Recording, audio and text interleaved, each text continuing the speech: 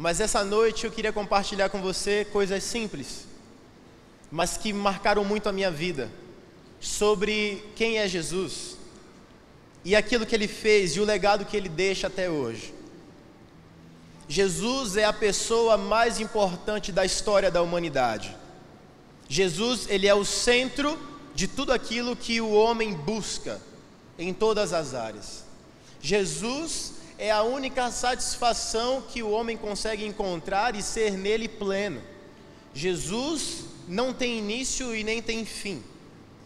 Jesus, para muitos, é difícil de entender. É por isso mesmo que Ele não permite que nós procuremos entendê-lo por nós mesmos. Ele se apresenta a nós e nos diz quem Ele é. Jesus é a principal figura desde a criação até o fim de todos os tempos. Jesus é o resultado de todas as profecias que já foram dadas. Jesus é a esperança de todos que aguardavam uma solução em sua própria vida. Jesus é o início de todas as coisas. Jesus é a luz do mundo. Jesus está vivo. De todos os profetas que são seguidos pelo mundo, Jesus é o único que não tem túmulo, porque o seu túmulo está vazio. Jesus é o único em que se faz presente no momento em que nós lemos as suas palavras. Jesus, para quem o conhece, é extremamente apaixonante. Jesus é desafiador. Jesus é amigo. Jesus, Ele é amparo. Jesus, Ele é resposta. Jesus também é pergunta. Jesus é solução. Jesus traz espada. Jesus traz cura. Jesus é tudo. E eu queria falar alguns tópicos daquilo que eu aprendi com Jesus. Coma com pecadores, mas não coma a comida dos pecadores. Os pecadores que Jesus andava eram pessoas que não seguiam a lei como os fariseus queriam. A comida de quem é pecador sempre vai ser o pecado. A comida do pecador sempre vai ser satisfazer a si mesmo. A comida do pecador sempre vai ser ter a sua carne satisfeita, mas o teu espírito esvaziado. Jesus então entendia que as pessoas não precisavam ter a carne delas suprida, mas sim o espírito. Então ele sempre estava com aqueles que precisavam ter o seu espírito fortalecido e vivificado. Jesus não tinha vergonha de andar com pecadores, porque Ele veio para os pecadores. Jesus nunca teve nenhum tipo de receio de assentar à mesa com pessoas que não conheciam o seu Pai, porque Ele veio à terra para apresentar o Pai às pessoas. Jesus, Ele dizia: ame ao próximo como a si mesmo. O próprio Jesus nos fez entender que do que adianta você amar um próximo que está distante, mas não amar um próximo que está do seu lado. E eu vejo isso dentro das pessoas no meio da igreja. As pessoas querem atingir pessoas que passam necessidade muito longe, mas não tem coragem de dar uma camiseta para um irmão que está dentro da igreja. Mas não tem coragem de perguntar: vem cá, está tudo bem dentro da tua casa? Está faltando alguma coisa? Se você não ama os da casa e diz que ama os de fora, você é mentiroso. Se você quer cuidar dos que estão longe, mas não cuida dos que estão perto, você é hipócrita. É isso que Jesus fala. Se você vai amar alguém, ame quem está do seu lado. Literalmente. Você sabe o nome da pessoa que está ao seu lado? Veja como Jesus é. Jesus não precisa das pessoas. Jesus, por si só, é autossuficiente. Mas Jesus quer as pessoas. Porque Jesus sabe que não existe outra forma das pessoas se achegarem a Deus, a não ser através dele. Mesmo que muitas pessoas não acreditem nisso. Jesus, ele quebra os métodos que nós estabelecemos para que o seu próprio nome seja glorificado e as pessoas sejam salvas. A fé vem através do ouvir. Todos sabem disso. É preciso pregar a palavra de Deus, para que as pessoas, ouvindo a palavra de Deus, cheguem ao conhecimento de quem é Deus. Quando eu morava em Israel, eu ouvia histórias de muçulmanos que sonhavam com Jesus. Eles não sabiam quem era Jesus. Eles viam Jesus em seus sonhos e buscavam saber quem ele era. Jesus é apaixonante até quando você o vê apenas uma vez nos seus sonhos. E as pessoas que o buscavam e que iam procurar saber quem era Jesus e como se aproximava de Jesus, geralmente eram expulsas de suas famílias, porque era uma outra religião na cabeça das pessoas. Essa semana eu conversava com um amigo e ele estava me falando da experiência que ele teve no Nepal. Ele falou para mim assim: Aldo, nós chegamos em uma aldeia e uma pessoa falou assim: você é cristão? E ele falou: eu sou. Graças a Deus que você apareceu. Alguns meses atrás eu sonhei com Jesus e ele disse que eu seria cristão, mas eu não sabia como seria isso. Que bom que você apareceu. Aquele rapaz e toda a sua casa foi salvo. Jesus, ele nos ensina que para ser grande é preciso ser pequeno.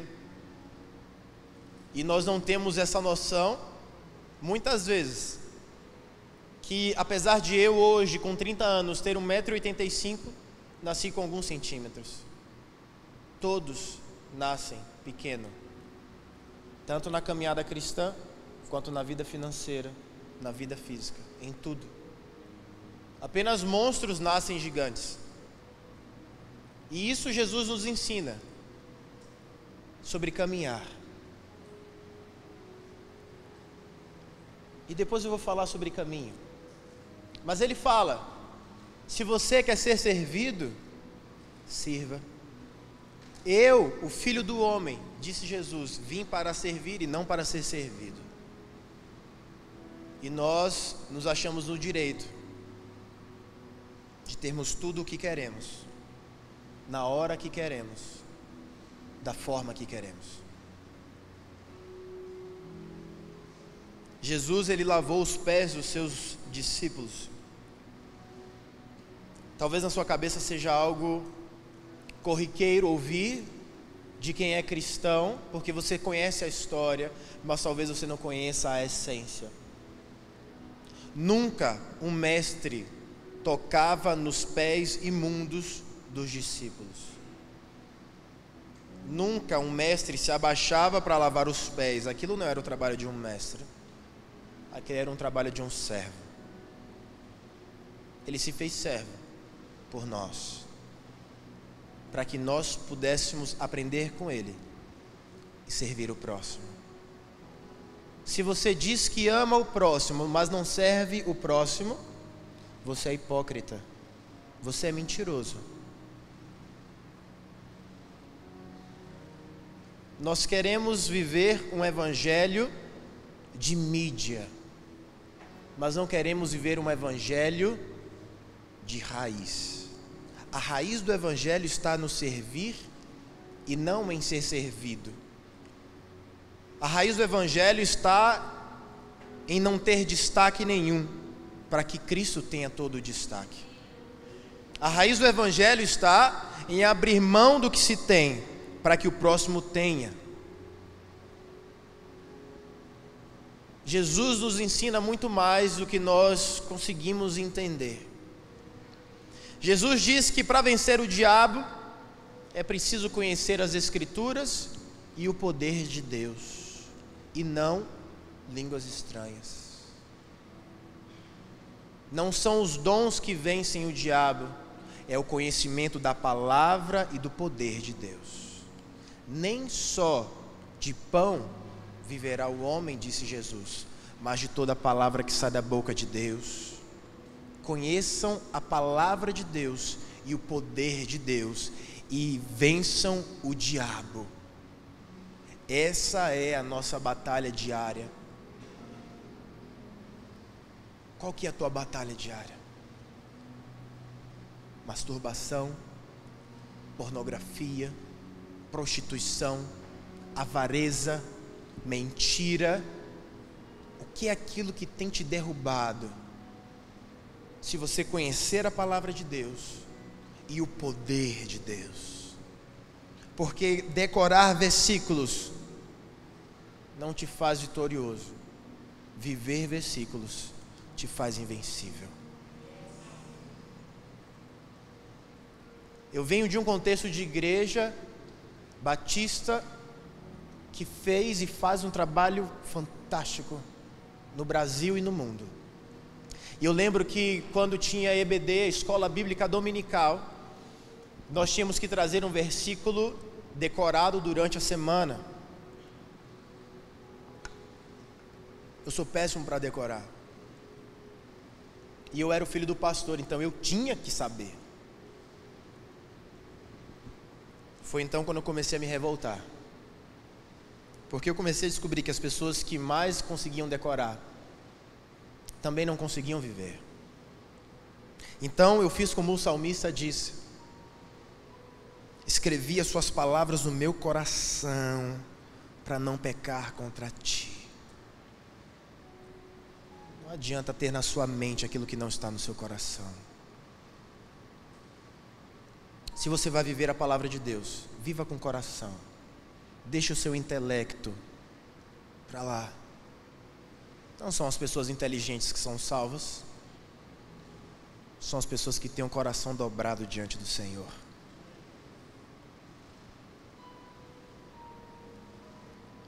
O poder não está numa vida extravagante diante de Deus.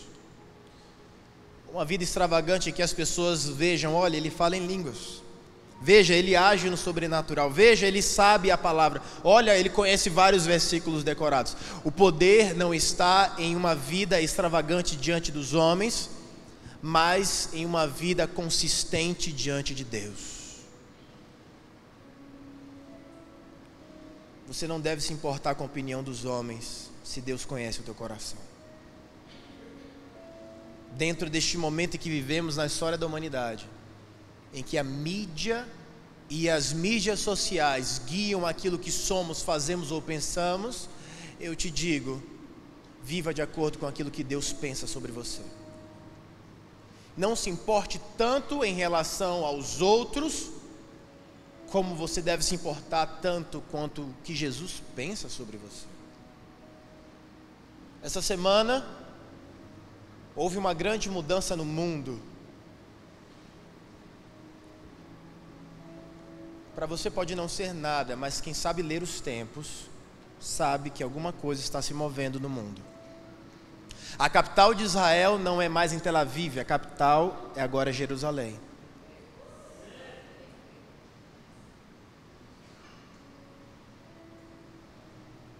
Deixa eu te falar um pouco sobre Jerusalém. Houve um homem chamado Abraão. E Deus disse para ele: pega o teu filho, sobe num monte e sacrifica-o. Aquilo comunicava o que aconteceria no futuro com o Filho de Deus. Abraão traz o seu filho e deita em cima das pedras, com os gravetos, pronto para sacrificar e tocar fogo, porque era assim que funcionava o sacrifício. Quando Abraão levanta a mão com uma faca na mão, com um cutelo na mão, o que seja, ele ouve uma ovelha. E ele entendeu que aquela ovelha deveria ser sacrificada no lugar do seu filho. No futuro, Deus fez ao contrário. Ele deu o seu filho para que as ovelhas não precisassem ser sacrificadas. O lugar onde Abraão levou o seu filho é numa cadeia de montanhas que hoje faz parte de um lugar chamado Jerusalém. O mesmo lugar onde o Filho de Deus foi sacrificado e o mesmo lugar onde ele ressuscitou. Jesus é a resposta para todas as perguntas. Jesus é o motivo de todos os burburinhos do mundo. E até hoje Jesus sustenta Israel. Qualquer época do ano que você for a Israel, há peregrinos por lá. E peregrino gasta dinheiro. Paga hotel, come e etc. Um dos maiores investidores de Israel, eu quero que você também aprenda a ler os tempos, é os Estados Unidos. Os Estados Unidos, eles dão dinheiro para Israel. Eles financiam Israel. E eu te pergunto, qual é a nação mais poderosa do mundo? Estados Unidos. Porque Deus disse que Israel sempre seria a menina dos seus olhos e ninguém jamais tocaria em Israel. Hoje, a menina dos olhos de Deus também sou eu e é você. Porque o sangue de Cristo está sobre as nossas vidas. E não tem nada mais precioso do que o sangue de Cristo. A celebração da morte para Jesus é mais importante do que a celebração do seu próprio nascimento. Você vai ler toda a Bíblia, todos os evangelhos, e você nunca vai ver uma menção de comemoração de nascimento de Jesus. Ouça o que eu estou te dizendo. Julgue depois. Jesus nunca pediu para comemorar o seu nascimento. Jesus pediu: comemorem a minha morte. Sabe por quê? Porque quando Jesus nasceu, era o início da sua vida, mas quando ele morreu, era o início da sua vida. Então ele diz: comemorem a minha morte e ressurreição, porque vocês estarão comemorando a vida de vocês, a liberdade que eu dei para vocês, através da minha morte. E eu não vou julgar quem comemora o nascimento de Jesus, porque nós o amamos, desde o seu nascimento até a sua ressurreição. Ele é o amor de nossas vidas. Mesmo ele sendo eterno, ele se rebaixou. Ele se rebaixou. Ele se rebaixou tanto que um dia ele foi um bebê que precisou dos cuidados da mãe e do pai. Inofensivo. Uma simples criança. Quando a Bíblia fala que ele saiu da sua glória, Jesus deixou de ser rei para ser uma pequena formiga, que é o que nós somos diante dos olhos de Deus. Talvez você pense: é verdade, pastor, eu sou insignificante. E eu digo para você: você não é insignificante. Jesus jamais morreria por algo insignificante. Apesar de que nós só encontramos o sentido de nossas vidas quando Jesus nos encontra. Não existe sentido na vida se você não encontrar a vida. Jesus, Filho de Deus, ressurreto, vencedor, vitorioso, o meu Jesus. Não julgueis, para que você também não seja julgado, ele disse. Jesus não estava dizendo para nós não observarmos o que estava acontecendo, não.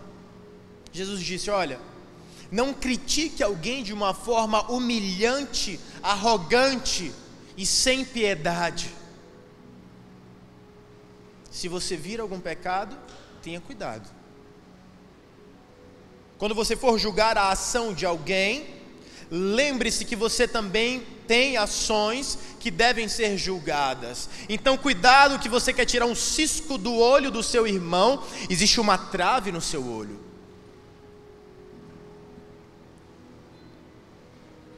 O que as pessoas falam de você não é tão importante quanto o que Deus diz sobre você. Jesus viveu isso.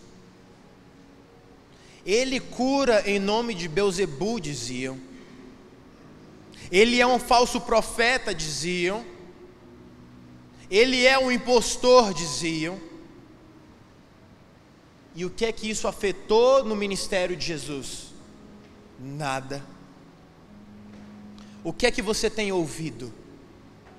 Você tem ouvido a voz de Deus ou a voz do mundo que não conhece a Deus? Que tipo de postura você tem tomado diante da sociedade? Você tem se posicionado em poder e graça ou em vergonha e recuo? Se você tem recuado diante dos homens, ele fala: se você se envergonhar de mim na terra, eu me envergonharei de você nos céus. Pastor, mas é tão difícil ser evangélico. Não seja evangélico, seja um cristão. Faça o que Jesus te mandou fazer, independentemente de alguém concordar ou não. Nós não estamos aqui fazendo uma coleta de opiniões. Nós estamos aqui vivendo a vontade de Deus. Ah, mas eu não concordo. O problema é seu. E deixa eu te dizer, se não concordaram com Jesus a ponto de o matá-lo, a cruz é pouco para a gente. A cruz é pouco para a gente. Se você tem uma missão, cumpra. Se tiverem entraves no caminho, cumpra. Se chover, cumpra. Se faltar dinheiro, cumpra. A sua missão está acima das circunstâncias, foi o que Jesus nos ensinou. No último dia da sua vida na terra, um o traiu e todos o abandonaram. Todos. Jesus foi sozinho ser crucificado. Nenhum dos seus discípulos estava com ele enquanto ele estava cumprindo a sua missão. A missão de Jesus era salvar o mundo. E Deus usou a sua morte para que o seu nome fosse glorificado. Jesus devia morrer? Eu não sei. Ele era tão puro, tão santo, tão inocente. Mas nada foge do controle de Deus. Nada, nem a morte do seu filho pareceu em vão. Porque para um Deus que tudo controla, até a morte se torna motivo de glorificação do seu próprio nome.